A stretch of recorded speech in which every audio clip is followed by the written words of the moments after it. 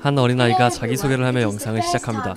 올해 초 만들어진 송아 브이로그라는 부제의 유튜브 채널의 영상입니다.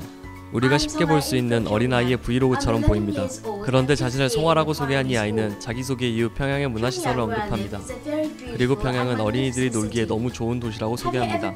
우리는 이쯤에서 한 가지 생각이 듭니다. 이 채널은 북한 정권이 만든 대외 홍보용 영상쯤 되겠구나라고 말이죠.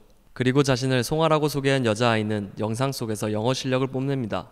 그리고 자신에게 영어를 가르쳐준 것은 어머니라고 말합니다. 아마도 이 아이의 말이 사실이라면 부모는 북한 내에서 가방끈이 긴 고위층일 확률이 높아 보입니다.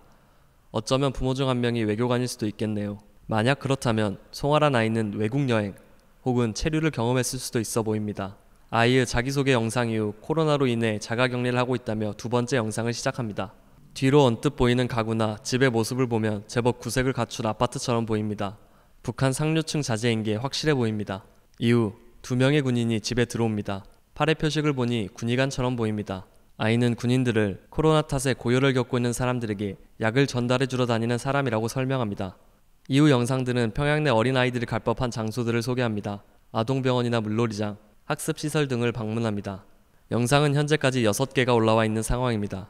추측컨대 영상의 목적은 팬데믹 상황에서 고역을 겪고 있을 게 당연하다 여겨지고 있는 북한이 충분히 좋은 삶을 영위하고 있으며 코로나를 극복하고 있다는 것을 알리기 위함으로 보입니다.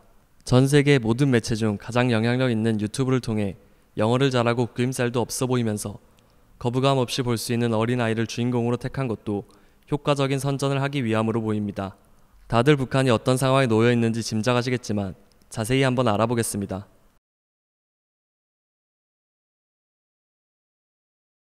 북한 내 지역 병원 수는 처참한 수준입니다. 병원을 세울 역량이 부족하고 당연히 의사수 역시 부족합니다. 때문에 정성 의료를 기치로 내걸고 치료보다는 예방을 중심으로 간호사를 지역 책임 의사인 호 담당 의사로 배정해 환자를 관리하고 있습니다. 하지만 2000년대 화폐 개혁 실패 이후 장마당으로 불리는 비공식 시장과 대외 무역의 확대로 지역 사회를 이탈하는 인구가 늘어나면서 북한의 보건의료 체계 자체가 붕괴된 상황입니다. 물론 감염병 전파도 더욱 확산되고 있을 것이고요. 또한 지난 6월 중환자용 인공호흡기 3,554개를 수입하면서 코로나로 인한 중환자 수가 폭등하고 있는 게 아니냐는 해석도 나오고 있습니다. 방북 경험도 있고 중국과 북한 접경 지역에서 북한 보건 시스템을 연구했던 길버트 버넴 존스 홉킨스 공중보건대 교수는 북한이 지난 6월 수입한 인공호흡기 수량을 보고 일반적이지 않은 물량이라고 지적하기도 했습니다. 또한 북한은 만성적인 전력난을 겪고 있습니다. 최근 위성사진에서 개성공단의 전력을 무단으로 사용하는 정황이 포착되기도 했습니다. 평양 주재 체코 대사관 관계자는 최근 언론과의 인터뷰에서 평양 중심지에 있는 대사관이 여러 차례 정전을 겪었다고 밝혔습니다. 평양 주재 체코 대사관 관계자는 북한 주민 중 26%만이 전기를 사용할 수 있다는 미 중앙정보국의 추정치가 맞다며 견디다 못한 평양 주민 절반 정도는 소형 태양광 패널을 설치하는 실정이라고 말했습니다. 앞서 미 중앙정보국은 세계 국가별 현황을 담은 온라인 월드 팩트북을 갱신하면서 북한의 전력 사정이 1990년대에 머물고 있다고 지적했습니다. 그러면서 북한 주민이 전력을 쓸 수 있는 전력 접근성은 북한 전체 인구의 26%이며 도시 인구의 36%, 지방이나 시골은 11%에 그친다고 밝혔습니다. 사실상 평양 내 일부를 제외하면 전력을 자유롭게 쓸 수 있는 인원이 없는 게 북한의 현실입니다.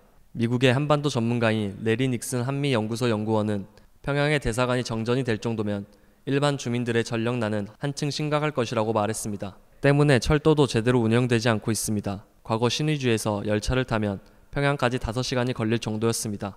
그러나 전기 공급이 안 돼 중간에 열차가 서서 며칠씩 기다리는 일이 허다하다고 탈북자들은 말합니다. 현재 북한의 전력 생산량은 249억 킬로와트로 남한의 발전량인 5,706억 킬로와트의 4%에 불과합니다.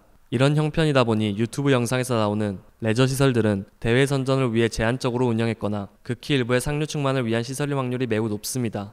제대로 된 교육을 받는 것도 당연히 불가능한 일입니다. 놀랍게도 북한 사람 대부분은 이순신은 조금 알아도 세종대왕은 대부분 모른다고 합니다. 당연히 세종대왕이 한글을 발명한 사실조차 모르고 있습니다. 북한 교육은 대부분 김씨 일가의 혈통을 강조하기 위한 교육이 상당수를 차지하고 있습니다. 김일성, 김정일의 업적을 배우는 교과목이 따로 있을 정도입니다. 그래봤자 배우는 내용은 김정은이 3살 때 사격을 배우기 시작해 9살 때 3초 만에 10개의 표적을 모두 맞췄다거나 6살에 이미 승마술에 능숙했다 같이 터무니없는 내용뿐입니다. 애초에 일부 특수직을 제외하고 대부분이 노동자로 직업이 정해져 있다 보니 고등교육을 모든 북한 주민들에게 가르치기보단 말이나 잘 듣게 사상교육을 집중적으로 주입시키고 있는 게 북한의 현실입니다. 하지만 이런 사상교육 주입을 강조하는 분위기 탓에 문맹률은 낮은 편입니다. 읽을 줄 알아야 사상교육도 가능하기 때문이죠. 아이러니한 일이 아닐 수 없습니다. 현재 아이가 주인공으로 나오는 브이로그는 댓글 기능이 막혀 있습니다. 일상을 소재로 소통을 목적으로 하는 브이로그에서 댓글 기능이 막혀 있는 건 상당히 이상한 일입니다. 아마 아이가 진짜 외부를 알고 자신이 살고 있는 곳이 얼마나 추악한 욕망으로 만들어진 곳인지 알지 못하게 하기 위해서일 것입니다. 하지만 북한에 살고 있는 대부분은 북한 외부의 세상이 어떤지 이미 알고 있습니다. 물론 북한이 얼마나 가난하고 강압적인 곳인지도 알고 있습니다. 이미 한국 드라마가 담긴 USB가 중국 국경을 통해 북한으로 유입되었고 인기 품목이 된 지 오래입니다. 최근에는 더 작은 크기의 SD카드를 콧구멍에 숨겨 들어가는 일도 비일비재합니다. 북한에서도 오징어 게임은 이미 유행이 지난 드라마가 되었을 정도로 북한에서 한국 드라마는 빠르게 퍼지고 있습니다. 탈북자들 역시 이미 우리도 한국이 북한보다 잘 사는 걸 알고 있다. 그걸 모르는 사람은 바보 취급을 받는다고 언급할 정도입니다. 북한 내에서도 믿는 사람이 없을 정도인데 대외 선전이 효과를 거두는 건 당연히 말도 안 되는 일입니다. 심지어 촌스럽기 그지없는 워터파크나 문화시설을 보여줘봤자 이딴 게 그나마 가장 선보일 만하냐는 비웃음이나 살 뿐입니다. 지금까지 북한의 헛된 노력에 대한 뉴스였습니다.